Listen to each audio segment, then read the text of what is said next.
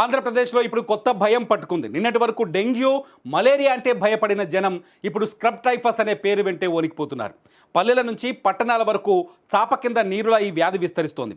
సరైన సమయంలో గుర్తించకపోతే ప్రాణాలకే ముప్పు. అసలు ఏంటి స్క్రబ్ టైఫస్ అంటే? స్క్రబ్ టైఫస్ ఇది ఒక ఓరియంచియా సుసుగామి అనే బ్యాక్టీరియా వల్ల వస్తుంది.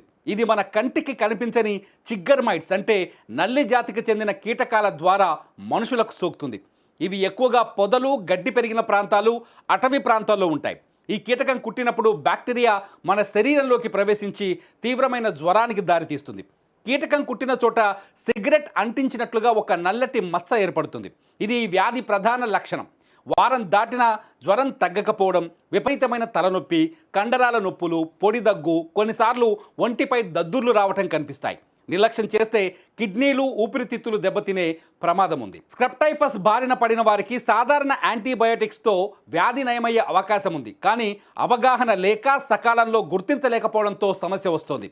జ్వరం ఎంతకీ తగ్గకపోతే మలేరియా, టైఫాయిడ్, డెంగీ అనే అనుమానంతో నిర్ధారణ పరీక్షలు చేయించుకుంటున్నారు. ఇలాంటి అనారోగ్య పరిస్థితుల్లో శరీరంపై నల్లని మచ్చలు, దద్దుర్లు కనిపిస్తే ఆలస్యం చేయకుండా స్క్రబ్ టైఫస్ అనుమానిత ఎలిసా పరీక్ష చేయించుకోవడం మేలని వైద్యులు సూచిస్తున్నారు. ప్రస్తుతం ఏపీలోని పలు జిల్లాల్లో ఈ కేసులు ఎక్కువగా నమోదవుతున్నాయి. ఈ బ్యాక్టీరియా బారిన పడిన వారిలో ఎక్కువగా చిత్తూరు, కాకినాడ, విశాఖ జిల్లాల వారు ఉన్నారు. చిత్తూరు జిల్లాలో 379, కాకినాడలో 141, విశాఖలో 123 కేసులున్నాయి. ఇంకా వైఎస్ఆర్ కడప జిల్లాలో 94, నెల్లూరులో 86, అనంతపురంలో 68, తిరుపతిలో 64, విజయనగరంలో 59, కర్నూలులో 42, అనకాపల్లిలో 41, శ్రీకాకుళంలో 34, అన్నమయ్యలో 32, గుంటూరులో 31, నంద్యాల జిల్లాలో 30 కేసులు వెలుగు చూశాయి. భారీగా కేసులు పెరగడంతో ఏపీ వైద్య శాఖ అప్రమత్తమైంది. విజయవాడ, గుంటూరు, విశాఖపట్నం, కాకినాడ, తిరుపతి లాంటి ప్రధాన ఆసుపత్రుల్లో అనుమానిత పరీక్షలు చేయిస్తున్నారు. ఇవి కాక పబ్లిక్ హెల్త్ ల్యాబ్లో 17 జిల్లాల్లోనే ఉన్నాయి.